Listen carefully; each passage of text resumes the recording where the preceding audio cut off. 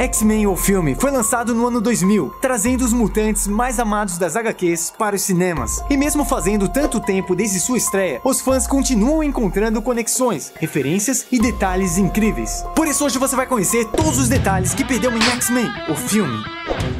Este é um vídeo bastante completo, então veremos as referências, erros e efeitos especiais na ordem que aparecem no filme. E vocês pediram muito por X-Men, então não deixe de comentar qual outra obra gostaria de ver aqui no canal. Tá bom. Deixe também aquele like para que eu possa trazer mais vídeos pedidos por vocês. Postamos vídeos novos todas as semanas, então se gosta de conhecer os detalhes dos filmes, se inscreva para não perder as novidades. E vamos para o vídeo.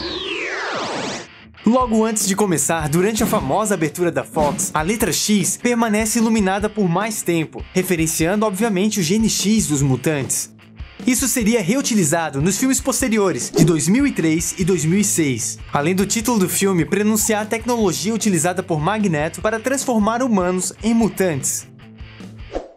No começo do filme, acompanhamos o jovem Magneto sendo separado de seus pais num campo de concentração durante a Segunda Guerra Mundial. Isso faz um paralelo com o assunto do próprio filme, onde os humanos querem identificar, marcar e excluir os mutantes da sociedade, lembrando um pouco o que os nazistas faziam com os judeus. Magneto foi o primeiro grande vilão dos X-Men, aparecendo em X-Men Volume 1, de 1963.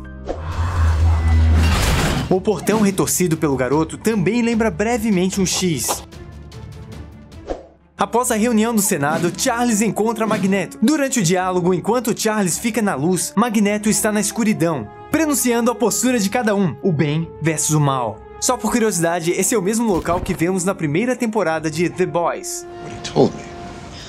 Assim, o filme corta para Vampira chegando ao Canadá. Parece meio aleatório, mas se voltar um pouco antes da cena em que a garota beija seu namorado e suga sua força vital, ela fala sobre seu sonho de viagem passando pelo Canadá. Eu subo as rochosas canadenses e depois só algumas centenas de quilômetros até Anchorage. O caminhoneiro que lhe dá carona é interpretado por George Buza, que originalmente deu a voz ao Fera na animação dos X-Men de 1992. Ela entra no bar, onde são disputadas algumas lutas. No ringue vemos pela primeira vez o Wolverine. O shape do Hugh Jackman está meio diferente, meio caidão. Isso porque o ator foi escolhido para o papel na última hora e não deu tempo para se preparar.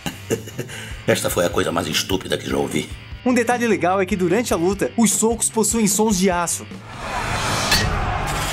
devido a seu esqueleto de adamantium. E dê uma olhada na jaqueta de Logan. Em Wolverine Origins, veríamos o momento em que ele ganha essa vestimenta. Esta jaqueta era do meu filho. Experimente. Após a confusão com o Dente de Sabre, Wolverine e Vampira são salvos pelos X-Men e levados até a mansão. No momento em que Logan tenta fugir e entra sem querer na sala de Xavier, ali estão alguns mutantes conhecidos, como Jubileu, Miragem, Pyro, Homem de Gelo e Kitty Pryde. A garota havia sido citada anteriormente pelo senador no Congresso. Uma garota em Illinois que pode atravessar paredes? Poder que vemos nessa cena. No quadro está um estudo sobre a refração da luz, que veríamos Jean e Ciclope utilizar para atingir o Dente de Sabre no final do filme. Após Xavier apresentar os mutantes por seus pseudônimos, que têm relação às suas características, Dente de Sabre, Tempestade. E como é que o chamam? Rodas? isso seria referenciado numa cena de Deadpool 2, que por algum motivo foi deletada, mas achei interessante comentar. Não. Então que vemos Mística pela primeira vez, a bordo de um helicóptero sequestrando o senador. Ela foi interpretada por Rebecca Romijn, que passava 7 a 8 horas numa sala, aplicando maquiagem. Para a tarefa, era necessário 4 pessoas. Próteses foram utilizadas para simular escamas, e por último o corpo era todo coberto por tinta azul. A atriz ficava praticamente nua, e por isso passava muito frio durante as gravações externas. Inicialmente o papel de Rebecca seria bem curto, aparecendo somente entre uma transformação e outra. Porém a produção gostou tanto da aparência da personagem, que resolveu adicionar algumas cenas de luta. Magneto usa no Senador uma máquina para transformar humanos em mutantes. Graças a isso, o Senador consegue escapar. No momento em que ele chega à praia, vemos um garoto brincando com uma água-viva, um prenúncio ao fim trágico do político. E dê uma olhadinha em quem está ali atrás, na barraca de cachorro-quente. Stan Lee, co-criador dos X-Men e de muitos personagens da franquia. Durante a cena na estação de trem, um pouco antes de Dente de Sabre segurar Tempestade, ele arremessa um cara que está na fila atrás da garota. Cabelo castanho. O problema é que o fio que segura o ator fica muito exposto na cena. Olha ele bem aqui. O teto da estação caindo foi realizado com uma miniatura, combinado às cenas reais do local. Levando em conta que fazem 20 anos, o efeito ficou bem convincente. É mesmo? Enquanto Logan induz Vampira a retornar à mansão, Magneto chega para raptar a garota. Quando controla o metal no corpo de Wolverine, ficam bem visíveis alguns parafusos em suas garras. Acredito que não seja um detalhe proposital, mas com a resolução da época não ficasse visível. Após raptar Vampira, o vilão se vê cercado pela polícia, erguendo os carros e arremessando contra eles. Eita! Cena que foi produzida através de efeitos práticos, levantando os automóveis com guindastes e apagando os fios na pós-produção, o que faz essa cena continuar extremamente realista até os dias de hoje. Cena muito legal, mas por que esse cara simplesmente não se moveu para trás? E ficou ali parado enquanto a bala roçava sua testa? Eu não vou afirmar que isso é um erro, mas é no mínimo estranho. É estranho. O senador busca ajuda na mansão dos X-Men, onde morre se desfazendo em água.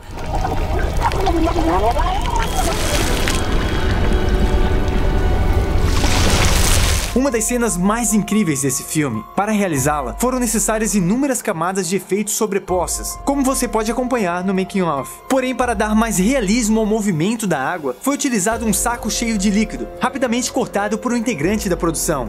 Criatividade é tudo. Para aumentar a agonia, foi adicionado o som dele se afogando com a própria água. Impossível rever essa mesa sem lembrar da cena de Pantera Negra. Apesar de algumas diferenças, as tecnologias são bem similares e servem ao mesmo propósito. Kevin Feige, o grandão da Marvel, também trabalhou em X-Men, então não é de se estranhar que existam conexões e referências entre os filmes da Fox e os da Marvel. E por falar em tecnologia, o joystick que Ciclope utiliza para pilotar o jato é um joystick de computador real. O diálogo de Logan e Ciclope após vestir o uniforme Sai mesmo por aí nessas coisas. O que você preferia? Um colã amarelo? é uma referência ao traje dos quadrinhos, além de uma cutucada às prováveis críticas sobre a mudança do uniforme. O traje era tão desconfortável que os atores quase não conseguiram gravar uma simples cena onde pulavam uma mureta, tendo que tentar inúmeras vezes. Outro detalhe interessante que pode ser visto nessa cena são as botas de plataforma do Ciclope. O ator precisou desse artifício nas cenas ao lado de Hugh Jackman, para que não ficasse aparente a diferença de altura entre os dois atores. Mas o que acabou ficando aparente foi o salto alto dele. Dentro do Memorial da Estátua da Liberdade, há uma cena em que Mística copia Wolverine, e antes dela aparecer com sua forma, perceba que é possível vê-la por um breve instante bem aqui no canto. É quase imperceptível, pois está fora do interesse da cena, mas após notar, se torna um detalhe legal. O movimento feito por Groucho com uma barra de aço é uma pequena homenagem a seu papel anterior como Darth Maul em Star Wars. A frase Será que vocês nunca morrem? é uma referência às HQs, onde os integrantes dos X-Men morriam e depois eram ressuscitados por algo mirabolante. Canhões de ar simulavam o efeito da tempestade, enquanto o ator se inclinava para frente, segurado por um cabo, que depois o levava para trás.